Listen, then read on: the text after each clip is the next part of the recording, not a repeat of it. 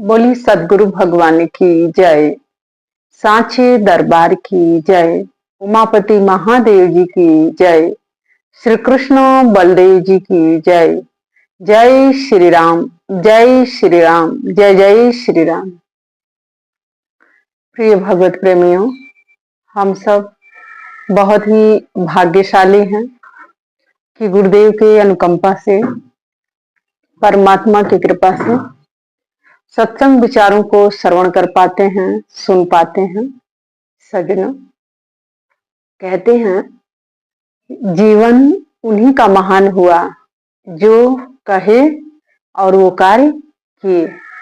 सज्जनों, इतिहास के और पुराणों के अनेक ऐसे उदाहरण हैं जो मैं आज आपके समक्ष लेके उपस्थित हुई हूँ। सज्जनों, कहते हैं कि करनी और कथनी दोनों एक जैसे ही होना चाहिए। अगर आप छोटी छोटी बातें कहते हैं, अगर वो नहीं करते हैं, तो आप पहले तो अपने घर के लोगों के नजर में गिरते हो, फिर आप आस पड़ोस के लोगों के नजर में गिरते हो, फिर गांव के, एक शहर के, और फिर एक जिला, और फिर एक पूरे समाज के नजर में व्यक्ति स्वतः ही गिर जाता है। सज्जनों, इसीलिए महापुरुषों ने कहा कि करनी और कथनी दोनों एक जैसे ही होना चाहिए। अगर ऐसा नहीं हुआ तो फिर ना तो व्यक्ति की कोई कीमत होती है और ना ही उसके पूरे जीवन के कोई मूल्य आंकन नहीं होता है। सज्जनों, आज हम कुछ उदाहरण आपको देंगे और इसमें से हमें पसंद करना होगा कि हमारा जीवन कैसा है। क्या हमारी करनी और कथनी दोनों एक जैसे है कि नहीं है। सज्जनों, चाणक्य के पिता धनानंद जी के पिता जो धनानंद के जो पिता था, उसके पिता ने चाणक्य के पिता को बीचे चौराहे पे मृत्यु दंड दिया था एक तरीके से, क्योंकि एक जो स्वाभिमान वाला जो व्यक्ति होता है वो कभी अपने स्वाभिमान के साथ समझौता नहीं करता है। चाणक्य के पिता भी बड़ा ही स्वाभिमानी ब्राह्मण थे और उसके समक्ष में, उसके पक्ष में वो कभी भी सहमति नहीं देते थे। सज्जनों, कहते हैं कि आप गलत नहीं होते हैं, लेकिन अगर गलत जगह आप सहमति भी देते हैं ना, आप जिस पक्ष में खड़े होते हैं तो एक दिन आप गलत की सीढ़ी में ही खड़े होते हैं। और सज्जनों, यही कारण था कि जो धनानंद था, धनानंद जी के जो पिताजी थे, वो चाणक्य के पिताजी को चौराहे पर मृत्यु दंड दिए थे। और चाणक्य उस समय देखे थे अपने पिता को बीचों बीच चौराहा पर मृत्यु दंड कैसे उस राजा ने उन्हें दिया था। हालांकि कोई गलती नहीं थी, कोई राजद्रोह नहीं था, क्योंकि एक अधर्मी के अधर्म में वो सहमति नहीं उनकी थी, बस इसी वजह से उनको मृत्यु दंड दिया गया था। और सज्जनों, जिस समय चाणक्य के पिता को मृत्यु दंड दिया जा रहा था, तो इतिहास बताता है कि उस समय चाणक्य बहुत छोटे थे, लेकिन उन्होंने इस घटनाक्रम को बड़ा ही बारीकी से देखा और समझा। सज्जनों, और उन्होंने अपने शिखा को खोला। वहां किसी और से वो बात नहीं कर रहे थे, किसी और से वो आस नहीं रखे थे, किसी और से नहीं वो कुछ कह सुन रहे थे। उन्होंने अपने बाल खोला, शिखा को खोला और प्रतिज्ञा लिया। आप देखिए, अभी बाल काल में है वो, लेकिन संकल्प कितना महान होता है व्यक्ति के। उन्होंने प्रतिज्ञा किया कि मैं चाणक्य इस बुराई को उखाड़ के फेंक देंगे, इस धनानंद के राज्य के साम्राज्य को उखाड़ के फेंकेंगे। चाणक्य बाल काल में है अभी, और अपने पिता के जो मृत्यु दंड देते हुए देखे थे, तो उन्होंने अपनी शिखा को खोला और अपने से उन्होंने बात किया, किसी और से नहीं। यहाँ तो कुछ होता है तो लोग दूसरे से बात करते हैं, अपनी समस्या दूसरों को बताते हैं। अगर आपकी समस्या है तो आपको खुद अकेले निपटना होगा, क्योंकि आप जिससे कहोगे वो आपको कोई समाधान देने वाला व्यक्ति नहीं होगा। और एक असफल व्यक्ति के, एक झूठा व्यक्ति के ये पहचान होती है कि वो अपनी नीति जो है पहले ही दूसरों को बता देगा। लेकिन चाणक्य महान कैसे बने? वो अपने घर में भी किसी से अपनी नीति के बारे में शेयर नहीं करते थे, क्योंकि कहते हैं जो घर के लोग होते हैं वही सारा काम करते हैं। बाहर के लोगों की कोई आवश्यकता नहीं है, जरूरत ही नहीं है। बाहर के लोगों को कोई दुश्मनी नहीं है आप लोगों से, क्योंकि जो हितैषी और जो दुश्मनी जो होता है वो घर के लोगों से ही होता है सज्जनों। और आज के समय में अगर आप ऊंचा उठना चाहते हैं, कुछ बनना चाहते हैं, तो पहले नंबर तो आपको अपने आत्मविश्वास को जागृत करना होगा। बेशक आपके पास कुछ ना हो, चाणक्य के पास कुछ था नहीं, कोई सहारा देने वाला भी नहीं था, कोई सपोर्ट करने वाला भी नहीं था, लेकिन वो गुरुकुल गए, तक्षशिला गए और वहां पर वो महान संघर्ष किए और उसके बाद उन्होंने विद्या अर्जन किया। और उस विद्या अर्जन के साथ साथ उन्होंने अपनी नीति को भी बनाया। उन्होंने अपना एक भी समय आलस्य में व्यतीत नहीं किया, किसी से घंटों बात करने में उन्होंने अपना समय नहीं लगाया। बड़ा कम बोलते थे, लेकिन ज्यादा से ज्यादा वो मौन रहते थे। सज्जनों, जो व्यक्ति मौन जितना होता है उसको बाहर की सारी गतिविधियों की जानकारी स्वतः ही हो जाता है। इसीलिए उनको अपने इतना आत्मविश्वास से वो भरे थे कि वो बहुत कम लोगों से बात करते थे, बहुत कम बोलते थे।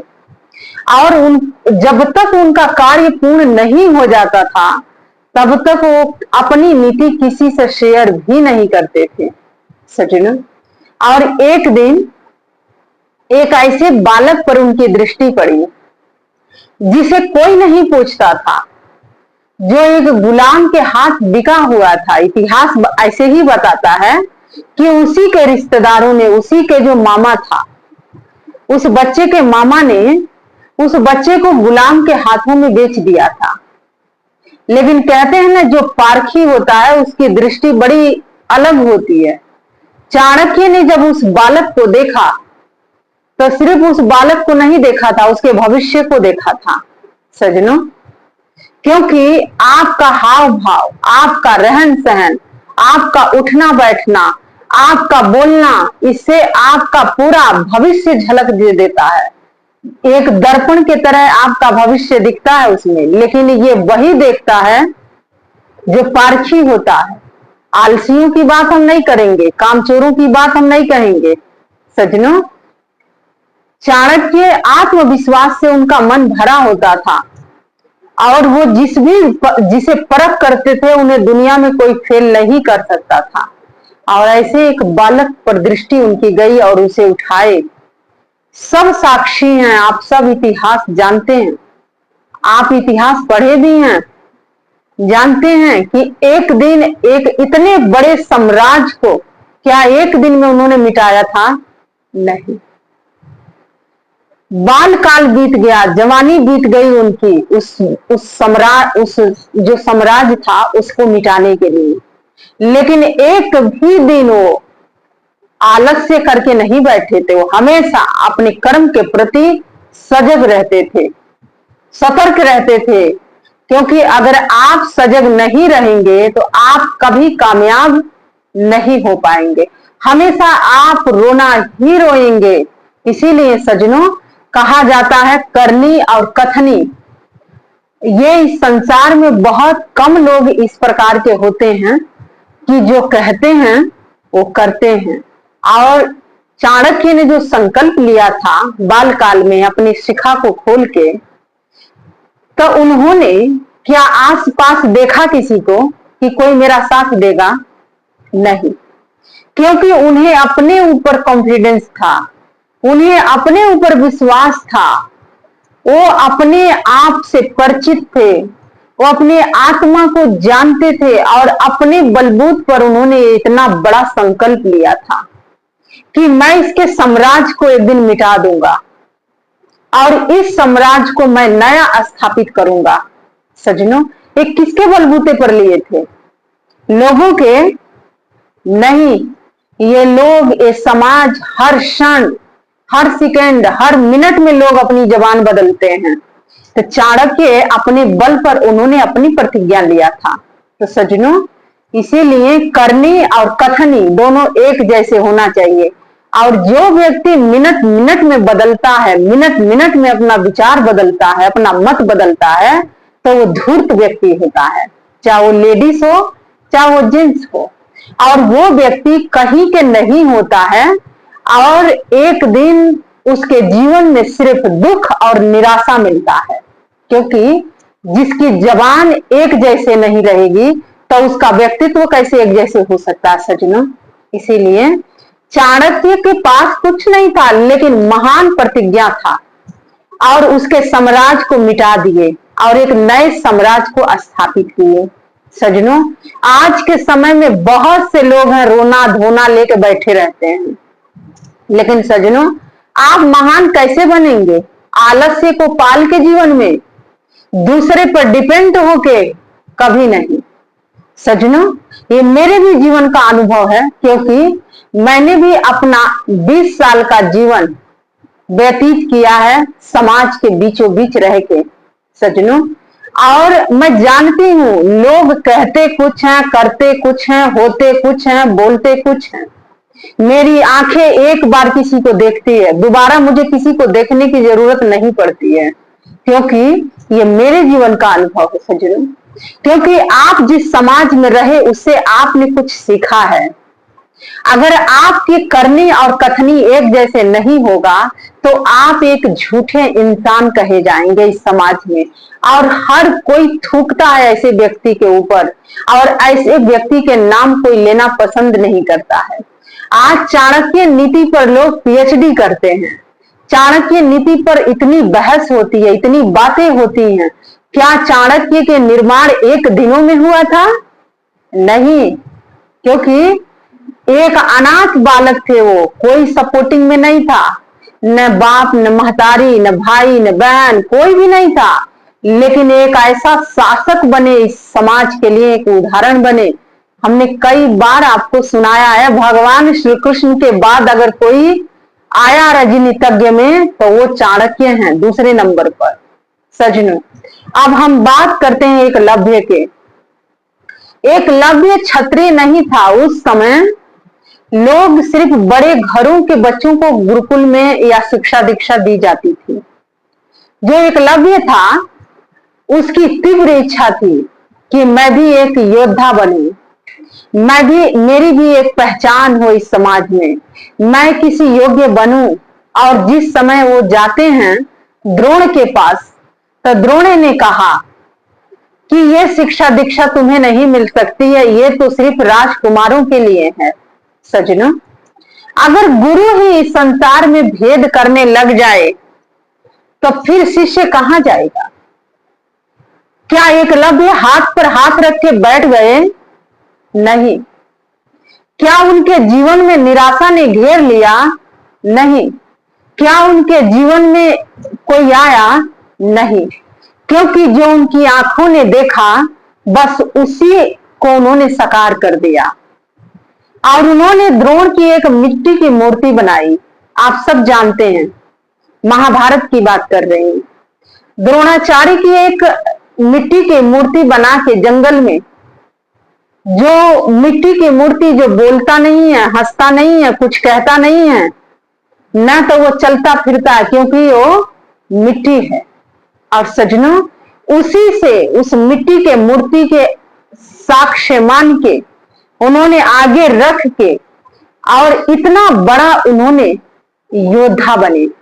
और एक दिन जो अर्जुन के कुत्ता था उसी जंगल के तरफ जाता है, तो वही एकलव्य 7 बाणों का संधान करते हैं बांध के उस कुत्ते के मुंह में। बाणों से भर देते हैं, और जब वो कुत्ता लौट जाता है वापस, तो द्रोण समझ गए, क्योंकि वो जानते थे कि ये कोई महान योद्धा ही ये कार्य कर सकता है। और सजनों, उन्होंने कहा कि इसी दिशा में चलो जहां से ये कुत्ता आया है। और सजनों, जब वो लोग वहां पर गए तो देखे कि एक साधारण सा बालक है, लेकिन एक महान योद्धा है जो अर्जुन को टक्कर दे सकता है, जो अर्जुन को चैलेंज दे सकता है। और सजनों, वो पूछते हैं कि तुमने ये शिक्षा दीक्षा कहां से प्राप्त किया है? तो सजनों, उस समय जो एकलव्य था उसने कहा कि गुरुदेव चलिए, मैं अपने मुंह से अपनी बड़ाई क्या कहूं, आप चलिए हमारे साथ। और वो लेके जाता है और उन्हीं के मूर्ति से उनको परिचित करवाता है। सजनों, जब उन्होंने अपनी ही मूर्ति को देखा तो उन्होंने कहा कि ये किसने बनाया है? तो एकलव्य ने कहा था कि मैंने आपको गुरु मान के ये सारा अस्त्र विद्या और जो भी शिक्षा है मैंने सीखा है, और अब आप गुरु दक्षिणा में मुझसे कुछ मांग लीजिए। तो सजनों, आप जानते हैं ना, गुरु बनना इतना आसान नहीं होता है, महान बनना इतना आसान नहीं होता है। गुरु का हृदय भी उस योग्य होना चाहिए, और जिसके अंदर ईर्ष्या हो, द्वेष हो, वो व्यक्ति कभी समाज में वो नाम कमा ही नहीं सकता है, वो आगे बढ़ ही नहीं सकता है, क्योंकि उसका ईर्ष्या उसे बार बार उस्का रहा है। सजनों, इसीलिए द्रोण के मन में ईर्ष्या ने जन्म लिया और कहे कि अगर मैं आज इसका अंगूठा मांग लूंगा तो अर्जुन ही एक महान योद्धा बनेगा, विश्व में वही एक ऐसा विश्व योद्धा होगा, नहीं तो ये उसको टक्कर देगा। और सजनों, यही कारण था कि द्रोण ने गुरु दक्षिणा में एकलव्य से उसके दाहिने हाथ के अंगूठा मांग लिया, और उसने खुशी खुशी, क्योंकि वो अपनी करनी और कथनी पर अडग था, वो चाहता तो कह सकता था कि आप कोई प्रत्यक्ष रूप में मुझे शिक्षा दीक्षा नहीं दिए हैं और मैं आपको दक्षिणा नहीं दे सकता हूं, लेकिन उसने अपनी करनी और कथनी को एक किया। और सजनों, उसने अपना अंगूठा काट के इन्हें गुरु दक्षिणा दे दिया। तो इसीलिए द्रोण महान नहीं है, महान कौन है? एकलव्य है। सजनों, ठोकरें जीवन में बहुत मिलती हैं, लेकिन उससे आपकी बुलंदियों पर पहुंचने के लिए वो ठोकरें लगती हैं। लेकिन सिर्फ आलस्य को अगर कोई जगह दिया है, सिर्फ अगर कोई दूसरे पर आरोपण करता है, तो फिर वो व्यक्ति आगे नहीं बढ़ सकता है। और ऐसे गलत लोगों से ही व्यक्ति आगे बढ़ता है, गलत लोगों से ही वो सीखता है, और गलत लोगों के बीच में रह के वो बुलंदियों को छू जाता है। तो सजनों, इसीलिए इतिहास गवाही देता है कि जो भी आगे बढ़ा, जो भी महान बना, तो वो किसी के बलबूते पर नहीं बना, क्योंकि सहारा आज आपको कोई दे देगा ना, तो वो जीवन भर आपका शोषण करेगा, क्योंकि सहारा लेना गलत होता है। कभी किसी का सहारा मत लेना, सहारा दे देना पर सहारा किसी का मत लेना, क्योंकि जिस दिन व्यक्ति अगर आपको सहारा देने लग जाएगा तो वो आपका शोषण भी करना शुरू कर देगा। इसीलिए सजनों, अगर आप महान बनना चाहते हो और महान हो तो दूसरों को सहारा दो, किसी से सहारा लो मत। यही संसार की नीति है, क्योंकि जो सहारा देता है वो आपको कुछ भी करने के लिए बाध्य कर देगा। इसीलिए सजनों, जो चाणक्य थे वो आत्मनिर्भर थे, वो कभी किसी की सुनते नहीं थे, क्योंकि जिसका लक्ष्य महान होता है उसको सिर्फ सत्य दिखता है, मोह से वो पीड़ित नहीं हो सकता है, और मोह बस कोई निर्णय वो नहीं ले सकता सजनों। इसीलिए चाणक्य थे और एकलव्य हुए, और सजनों अर्जुन ही रहा और द्रोण रहे। इसीलिए गुरु कई बार इस समाज में फेल हुए हैं और शिष्य इस समाज में उभर के सामने आए हैं। लेकिन सजनों, आज के भी समय में ऐसे गुरु बड़े घूमते फिरते हैं, बैठे हैं, दूसरों को समझाते हैं, दूसरों को बताते हैं, दूसरों को सिखाते हैं और खुद ही मन में ईर्ष्या द्वेष पाल के रखे हैं। कोई आगे नहीं बढ़ना चाहिए, क्योंकि उन लोगों के मन में इतना कंपटीशन है, इतना ईर्ष्या है, इतना द्वेष है। तो जब आप किसी को आगे नहीं बढ़ा सकते हो तो क्या तुम जीवन में आगे कभी बढ़ सकते हो? नहीं सजनों, उस व्यक्ति का ग्रोथ तो वहीं पर डैमेज हो जाता है, वहीं पर रुक जाता है जब आपके अंदर किसी के लिए अच्छे विचार नहीं होंगे। तो सजनों, इसीलिए अपनी करनी और अपनी कथनी दोनों एक रखो, क्योंकि आप जो भी कुछ करते हो, जो भी कुछ बोलते हो, आप अपने से बोलते हो। कोई आपको प्रेरित नहीं कर सकता है कि आप ये बोलो, ये करो, क्योंकि चाणक्य ने जो भी किया समाज के हित के लिए किया था सजनों। इसीलिए मौन रहो, और जब मौन रहोगे तो आपके आसपास के सारी गतिविधियां आपको स्वतः ही पता लगने लग जाएंगी। लेकिन अगर आप आलस्य में रहोगे, रात दिन सिर्फ आलस्य में आप अपना समय व्यतीत करोगे, तो हाथ से समय एक दिन धीरे धीरे करके रिस जाएगा, निकल जाएगा, और व्यक्ति एक दिन किसी योग्य नहीं होता है, वो किसी लायक नहीं होता है, क्योंकि आपका आत्मविश्वास ही नहीं है तो आप किस योग्य बन पाएंगे। सजनों, जीवन में डिसिप्लिन होना अति आवश्यक होता है, और जिसके जीवन में डिसिप्लिन नहीं होगा, नियम नहीं होगा, वो व्यक्ति कभी सक्सेस नहीं हो सकता है, वो व्यक्ति कभी कामयाब नहीं हो सकता है सजनों। इसीलिए समय से सोना, समय से उठना, समय से खाना, समय से बोलना, समय से कितना समय आपको लोगों के बीच में बैठना है, कितना समय लोगों से आपको बात करनी है और क्या बात करनी है, ये भी आपको ही तय करना होता है सजनों।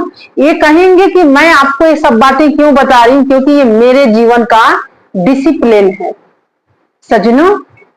आप कहाँ उठते हैं, कहाँ बैठते हैं, किससे कितना बोलते हैं, कहाँ जाते हैं, कहाँ आते हैं, इससे आपका व्यक्तित्व आईने की तरह दिखता है, आपका संकल्प दिखता है, आपकी करनी और आपकी कथनी दिखती है। तो सजनों, इसीलिए ये जो समाज में जो लोग कुछ अच्छा किए, कुछ अच्छा बने, और जो महान हस्तियां आई समाज के अंदर, इस पूरे विश्व की बात करती हूं, तो अपनी करनी पर और अपनी कथनी पर, दोनों पर अडिग रहे, चाहे समय जैसा भी रहे, लेकिन आपने जो कहा है वो आपको करना होगा सजनों। हम दो लोगों को वचन देते हैं तो जानते हैं, एक तो सज्जनों को जो वचन हम देते हैं वो हम अपना प्राण देके भी निभा देंगे, लेकिन एक दुष्टों को भी हम वचन देते हैं, क्योंकि वो वचन नहीं होता है, आश्वासन होता है। आप उसके हरकत पहले देखिए, क्या उस योग्य है कि नहीं है सजनों।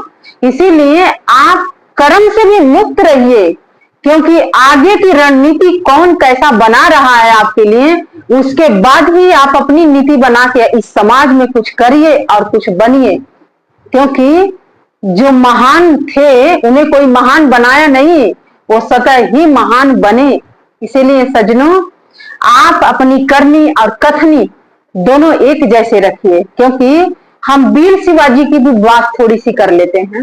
वीर शिवाजी सज्जनों को जो वचन देते थे वो निभाते थे, लेकिन दुष्टों को जो वचन देते थे वो बदल देते थे और उनकी हत्या भी कर देते थे, उनको मार भी देते थे समय आने पर सज्जनों।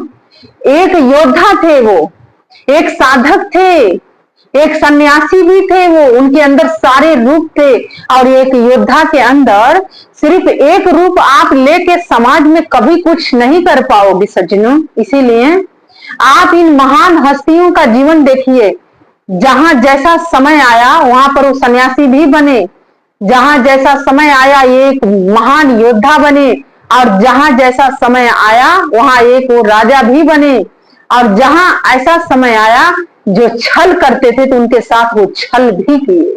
तो सज्जनों, इसलिए वो लोग महान बने, और जो व्यक्ति अपने जीवन से बाहर नहीं निकल पाया, आलस्य से बाहर नहीं निकला, वो क्या उखाड़ेगा इस समाज में, क्या कर लेगा वो। सज्जनों, इसीलिए अगर महान बनना है तो कुत्ता कितना सोता है, बगुला मछली कैसे पकड़ता है, क्या जाता है तुरंत चोंच में मछली आ जाती है? नहीं, कई घंटों तक वो एक तक वो पानी के अंदर देखता है और तब जाकर उसे भोजन प्राप्त होता है। कुत्ता आते जाते लोगों को महसूस कर लेता है कि इस मार्ग से कौन आ रहा है और कौन जा रहा है। सज्जनों, महान बनना इतना आसान नहीं है, क्योंकि आपको पहले त्याग करना पड़ेगा, अपने आलस्य के त्याग करना होगा। और जो व्यक्ति अपने आलस्य के त्याग किया वही कुछ बना। कोई कुछ इस समाज में किसी को बनाता नहीं है, ये तो सिर्फ बहलाने वाली बात होती है। उल्लू पढ़ाते हैं, बहुत से लोग बैठे हैं आपको उल्लू पढ़ाने के लिए। हमने कृपा कर दिया जी, हमने उनको कुछ बना दिया जी। अरे जो नहीं बनेगा उसे कोई कुछ बना सकता है? कदाप भी नहीं। इसीलिए सज्जनों, आत्मविश्वास से भरपूर रहिए और अपने आगे पीछे देखिए, मौन रहिए। मौन रह के जो आप देख लेंगे, मौन रह के जो आप सुन लेंगे, मौन रह के जो आप कर लेंगे, वो बोल के नहीं करेंगे। समय पर बोला जाता है, पहले सुना और फिर बोलो। चाणक्य पहले सुनते थे और फिर उसी अनुसार वो अपना नीति तय करते थे। तो सज्जनों, इसीलिए भगवान श्री कृष्ण के बाद चाणक्य आते हैं। तो सज्जनों, इस समाज में अगर कोई कुछ बना है तो अपने आलस्य का अलविदा किया, त्याग किया, करनी और कथनी पर अडिग रहा और जो जैसी नीति अपनाया उसके साथ वैसे नीति के साथ वो पेश आया। तब जाके आप एक योद्धा बनते हैं, आप एक सन्यासी बनते हैं, आप एक घर गृहस्थ वाले व्यक्ति बनते हैं। चाहे XYZ कोई भी व्यक्ति आप बन सकते हैं। लेकिन सज्जनों, जब तक जीवन में आलस्य होगा आप कुछ नहीं कर पाएंगे। इसीलिए आलस्य को त्याग करिए और निकलिए। हर रोज जब आप बाहर जाते हैं तो बहुत कुछ आप सीखते हैं, लेकिन सीखना चाहेंगे तब। एक आलसी व्यक्ति कभी कुछ नहीं सीख सकता, उसके आगे पीछे ही सब घटनाएं घटती रहेंगी, लेकिन उसी में वो खाएगा, उसी में सोएगा और उसी में वो जिएगा, पर वो कभी सीखेगा नहीं। तो सज्जनों, ऐसे ही लोग हैं समाज में। समाज भरा हुआ है, दूसरों पर आरोपण करते हैं, दूसरों पर दोष देते हैं, दूसरों पर हंसते हैं और दूसरों पर कृपा भी करते हैं। ऐसे ही आलसी और मुंहचोर लोग बैठे हुए हैं।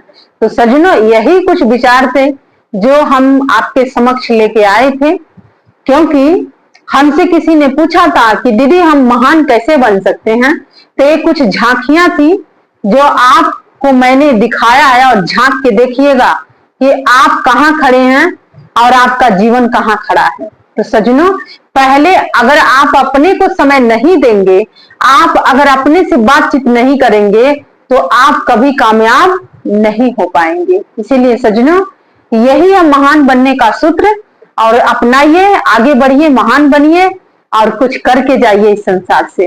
और आइए अंत में भगवान के चरणों में जय घोष अर्पित करते हैं। तो बोलिए उमापति महादेव जी की जय, श्री कृष्ण बलदेव जी की जय, चाणक्य की जय।